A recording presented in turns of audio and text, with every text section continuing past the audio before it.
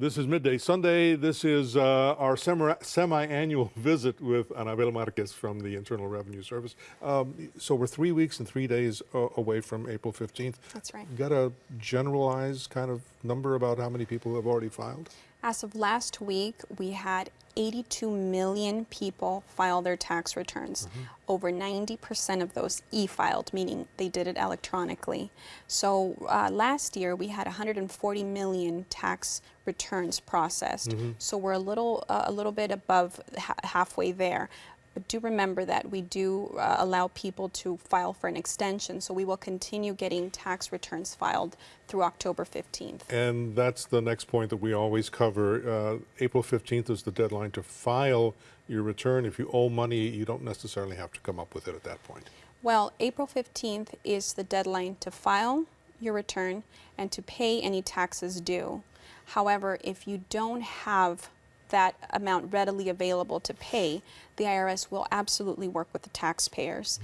We can set up payment plans. We can take payments by credit card. There's a number of ways that you can pay your tax debt, but again, do file by the deadline because that's the most important thing. We want to make sure we get your paperwork in by April 15th.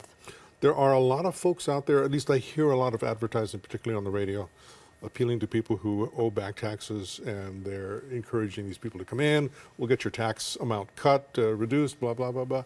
Is there any truth to any of this? There is. Now, the IRS offers several programs for people that are going through a hard time. There's one such program called the Offer in Compromise, where the IRS will take a look at your debt to income ratio and determine what's a good amount to settle at.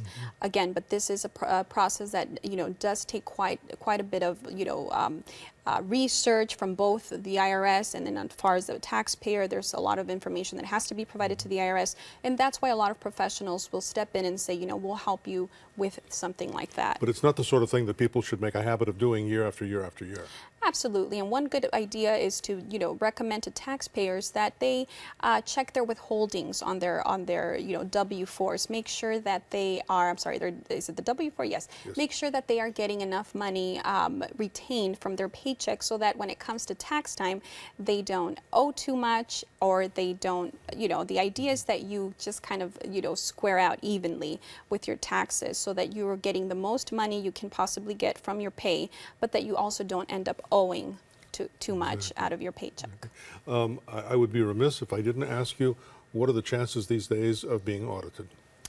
It's funny that you ask that because a lot of people have this fear about an audit, and it's really not about how to avoid an audit. It's just how to prepare in case you are audited. And all you have to do is, when you receive that letter from the IRS saying that there's a question about your tax form, just make sure you have all the documentation, receipts, bank statements, pay stubs, paychecks, notes, anything you have to simply substantiate the income, the deductions, and the credits that you applied for and that you submitted on the tax form.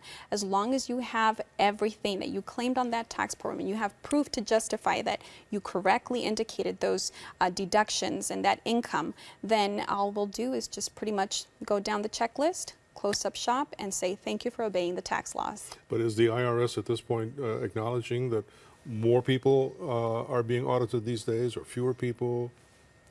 The IRS Commissioner, John Koskinen, has mentioned in congressional testimony that we do have a limited budget at this time, which means a hiring freeze. So I don't know that we could say that more people will be audited at this point, but audits are something that happens at random. I mean, our system does generate, random questions about tax forms, and we do have to look at, we do have to follow up. So audits are just simply pretty much a part of what this agency does to make sure that everybody's complying and obeying the tax laws.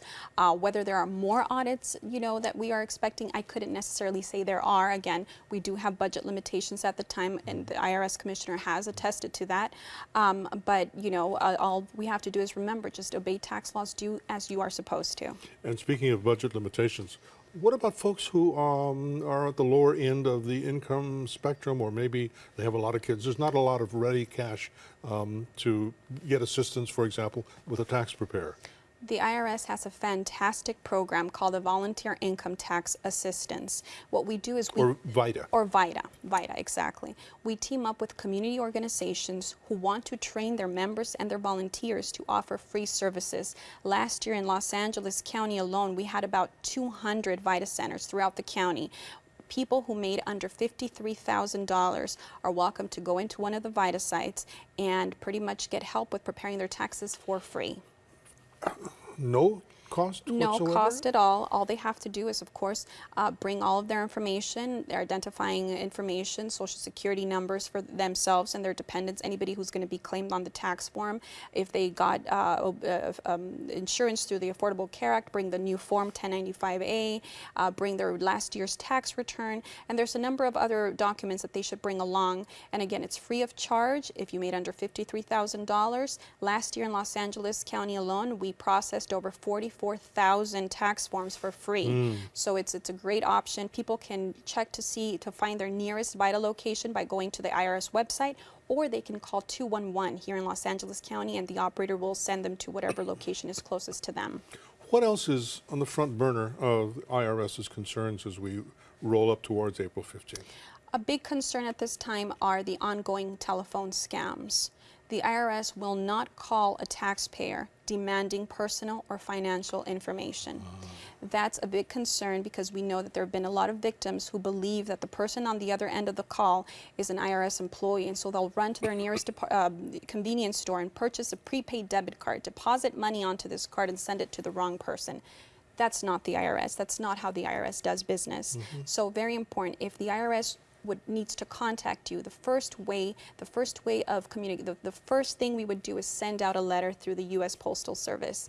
If you don't respond to that letter, it's possible that we may initiate a call, but that would only be to establish communication and make sure that we have your correct information on file so that we can then explain to you via letter what is the question we have about your account. So the first thing you should do if you get one of these calls is First of all, know that it's not the IRS calling and it's possibly a scam.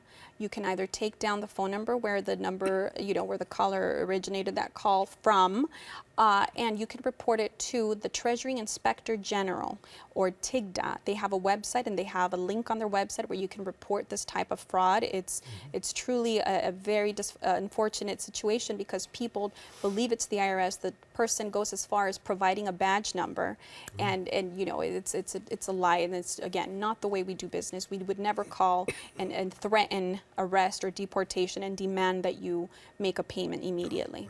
All right, we'll take one more break. We'll do that now, and we'll be back. Give us another couple minutes, and we'll see you here.